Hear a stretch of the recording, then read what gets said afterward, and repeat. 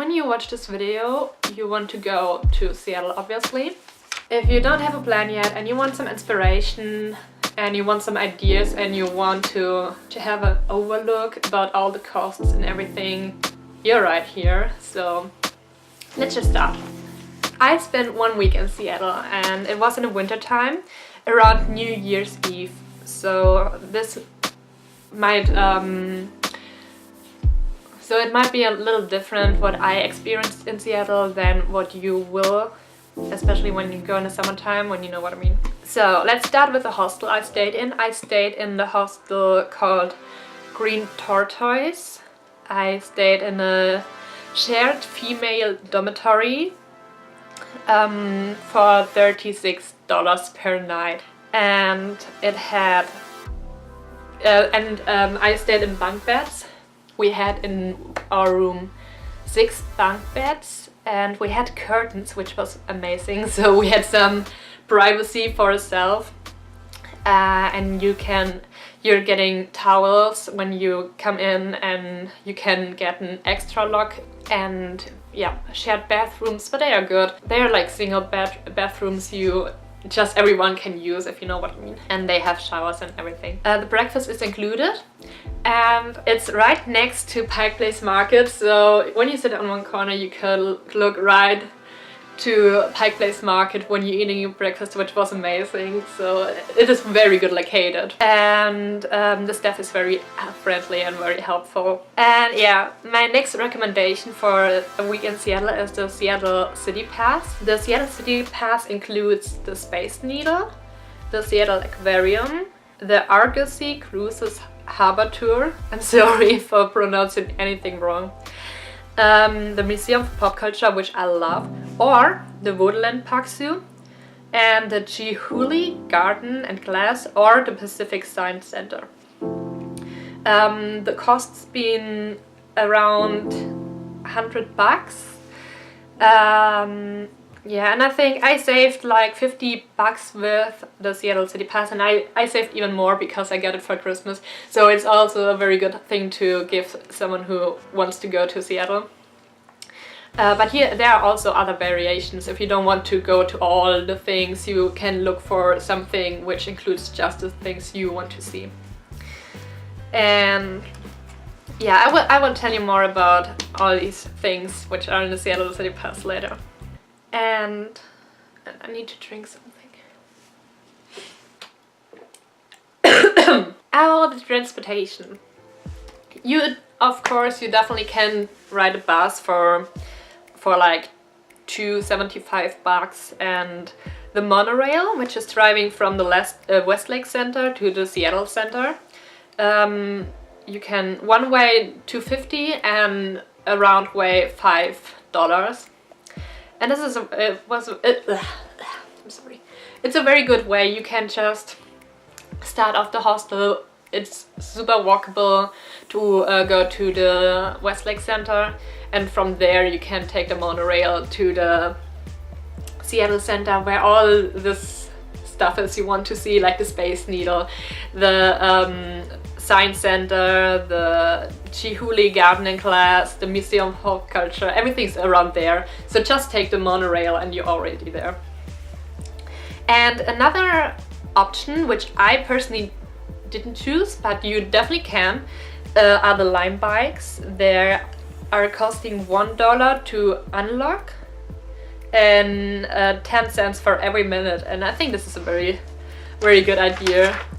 And yeah, I don't know, I'm not a person who walks everywhere. In Seattle, all this areas, all the stuff you want to see is in one area, so it's pretty walkable. Let's start with the things which are included in Seattle City Pass. So let's start with the Space Needle, of course. The Space Needle is like this side of Seattle. The Space Needle, when you just want to go there by itself, it costs around $27 to $37, and I would recommend to go there in the morning. Oh, you definitely should check out on the City Pass. There are times. Yes, this is a very good idea, because the City Pass recommends the times you should be there. For example, I think for the aquarium it says like go there this time, then not so many people are there. Or for the Space Needle, go in the morning and something like this, you know. And yeah, the early Seattle time. I think it opens 10 a.m. 11 a.m. Yeah, go there in the morning and see how Seattle looks in the morning. And then return in the evening. I was so lucky when I returned. The sun was setting and the sky was red and it looked so awesome. I fell so in love with this view. And you can see the sun setting above you can see the sun setting above the ocean. Is this right? You can see the sun setting above the ocean. The sky was red and yeah, it has a glass floor so you can look down straight and it's spinning around very slow, but you can I just sat down because there weren't so many people, so I just sat down, watched the sun setting and enjoy the view. And then you can see how, when you want to spend time there, then you can see how all the city lights in Seattle are going on, and it's amazing. I love it. Then the second one was the aquarium.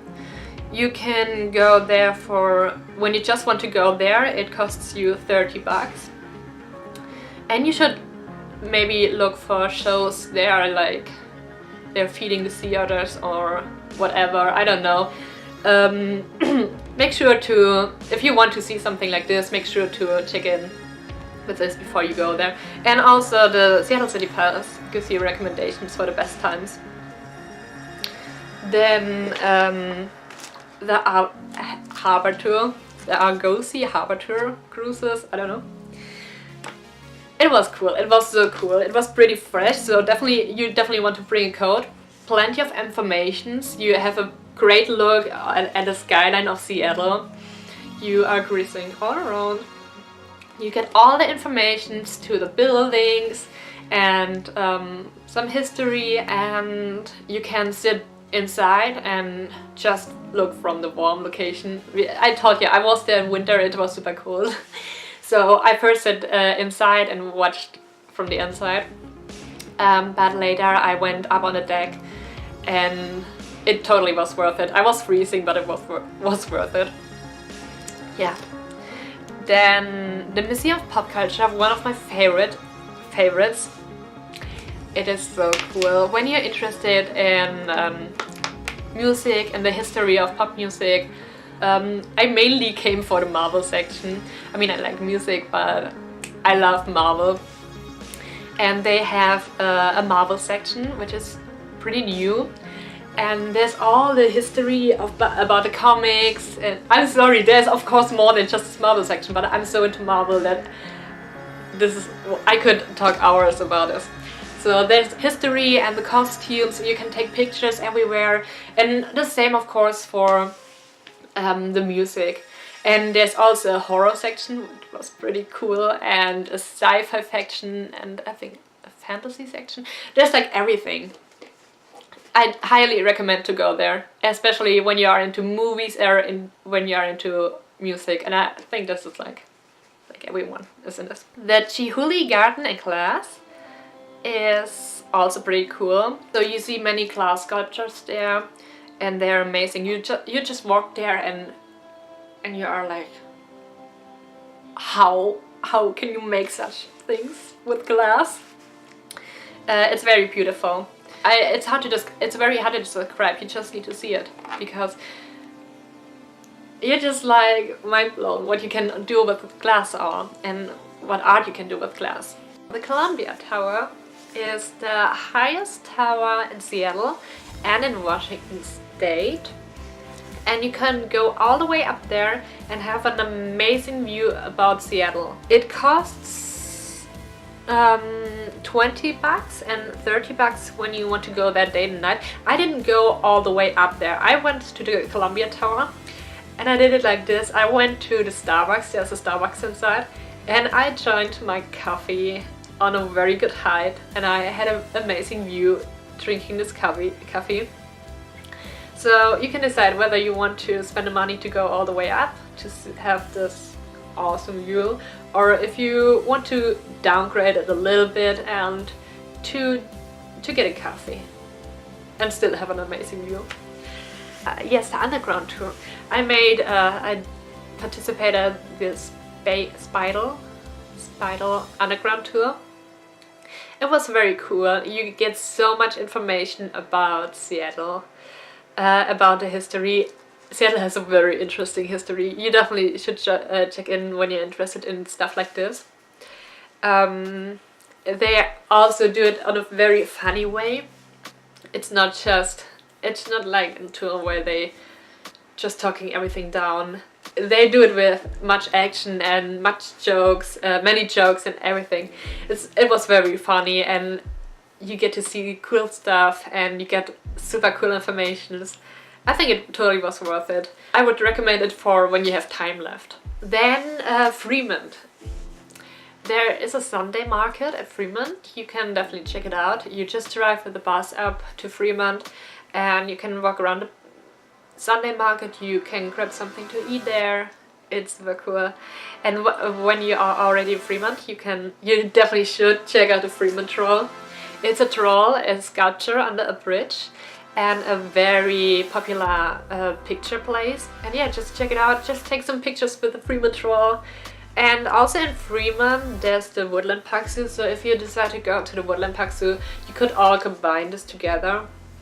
What I forgot to say. The underground tour is $22. And the Fremont Sunday market is for free. The Fremont Troll is for free. And the Woodland Park Zoo, if you want to go there, $15.50. Then another thing, the Kerry Park, which is on a complete other side now, but okay. The Kerry Park is pretty cool. It has an amazing view at Seattle.